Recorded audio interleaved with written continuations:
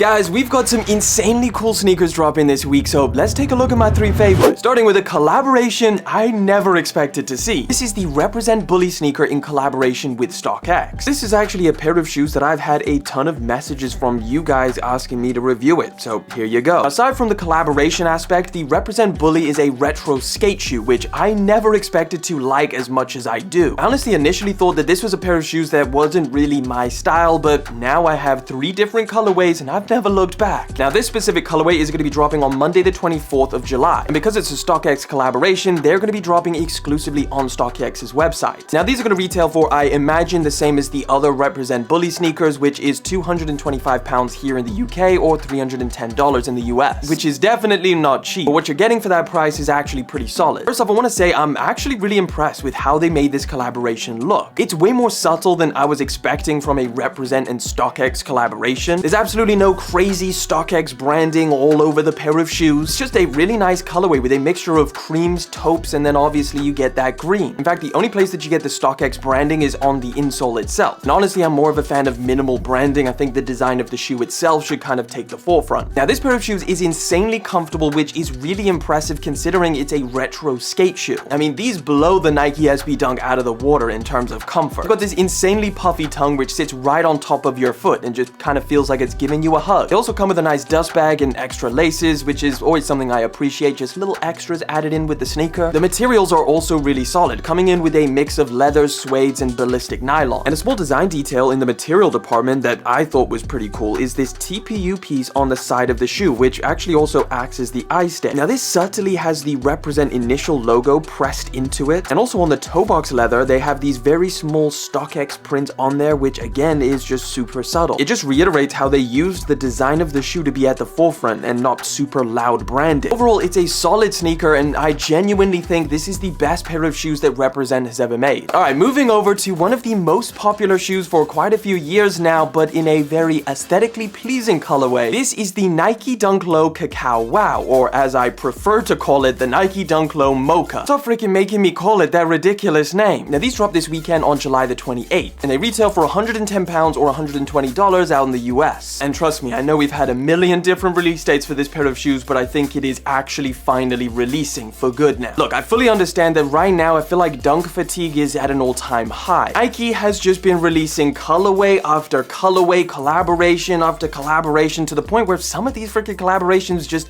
don't even seem necessary. And even after Nike has been throwing new dunks out there for the past 3 years straight, they actually show no sign of slowing down. Now, I do think people still love the Nike Dunk and are still buying and wearing them. I just think that most people are a lot more selective of the colorways that they choose and possibly looking for something a little bit more different to what's already flooding the market. So yes, this really could be like one of the last really hyped up GR colorways that's left. Now, hype never necessarily means anything about the sneaker itself, but seeing how much interest people have in this pair of shoes really speaks volumes for this specific colorway, because Lord knows you're not getting anything special in the material department. It's a mixture of this really nice brown colorway for all of the overlay leather panels, and then of course you got the base leather, which is this kind of off-white color, and then it finishes it off with a sail midsole, which just really makes this pair of shoes look super nice and cohesive, and again, just aesthetically pleasing. Now, there is also the argument, which I've heard a lot of people say, that Travis Scott is who made a lot of these brown sneaker colorways hyped. And I think the biggest example that people always tend to reference of that is the Jordan 1 High Mocha. Now, while I can definitely see that, I mean, Travis Scott sneakers are incredibly sought after, while Nike is probably trying to get some of that splashback of hype on some other sneakers, I do just think that these look good in general. Now, these do come with brown laces, but I strongly suggest if you have a pair of sail laces lying around somewhere to throw those on, because I think it looks absolutely phenomenal with a sail lace swap. Now, again, like I said, in terms of materials, nothing special here. It's pretty much the standard dunk leather, maybe just slightly better than some of the ones that we recently had. But again, just don't expect anything premium. Now, another caveat to this sneaker is that they only made it in a woman's size run. So unfortunately, the sizing cutoff is a women's 12, so men's US 10.5 and a UK 9.5. But yeah, overall, a solid pair of dunk lows and a great colorway to pick up if you were on the market for another pair of dunks. Alright, next up is a pair that I've been waiting on for a while now. This is the Jordan 3 Palomino, or as Nike's calling it, the Orwood Brown. And man, I just gotta say it, Jordan Brand has been killing it with the Jordan 3s this year. They've put out some phenomenal colorways. Now, honestly, I think this might be one of my favorites. Now, they dropped this weekend on July the 29th. They retail for £190 or $200 out in the US. US. Now this year does mark the 35th anniversary of the Jordan 3 silhouette, so it's kind of understandable that Jordan Brand is going hard with the colorways that they've dropped. And obviously I think for most people, the white cement reimagines are kind of going to take the crown as the best Jordan 3 this year, and for some people the best sneaker of the year. But for these not being an OG colorway, it's a super clean option. I mean, something that immediately came to mind when I saw this pair of shoes is the fact that they look like a coffee dye customization. Now Nike is very well known for utilizing trends that other customizers have started, so it would not surprise me if that's the actual inspiration for this colorway. But according to the name Palomino, it's actually the genetic color in some horses. These Palomino horses typically have a gold coat and white mane and tail, so I imagine that's where the gold colored accents come from that you find on the tongue and around the back of the sneakers. Now the materials you find on here are also a little bit different when compared to your standard pair of 3s, and it might be one of the main reasons I like this sneaker. Now all of this light taupe color that you find on the upper of this sneaker is actually a very soft cracked leather, or at least that's what it feels like. Now typically the cracked leather treatment that we've seen on other Jordans in the past have felt a little bit rougher in hand. The tongue and the ankle area come in all over leather and are kind of like this darker brown color. Now the elephant print material is probably my favorite on this pair of shoes. That's where I really get the coffee dyed aspect from, because it kind of just looks like standard elephant print but literally just dipped in coffee. And then of course to finish the colorway off, you got the sail laces and the sail midsole, which I think all come together to look really nice. I will say the one thing I'm really not a fan of on this pair of shoes is those gold accents. I feel the same way about the upcoming Palomino Jordan 1 that also has the golden Nike tag on the tongue. In fact, I feel like it kind of looks worse on the ones because it is just so random and out of place, but on this pair of 3s, because you've got so many different shades and colors of brown, that it kind of fits in a little bit better. Look, overall, I think this is a really clean pair of 3s. It's got nice feeling materials and it's a great option for anybody looking for more of those earth tones for the fall. Yeah, I'm definitely glad I picked these things up. But there you have it, guys. Those are the best and my personal favorite sneakers that are dropping this week. Let me know which one's your favorite and if you're going to be copying any this weekend. And check out this video to find out every single Yeezy dropping in August.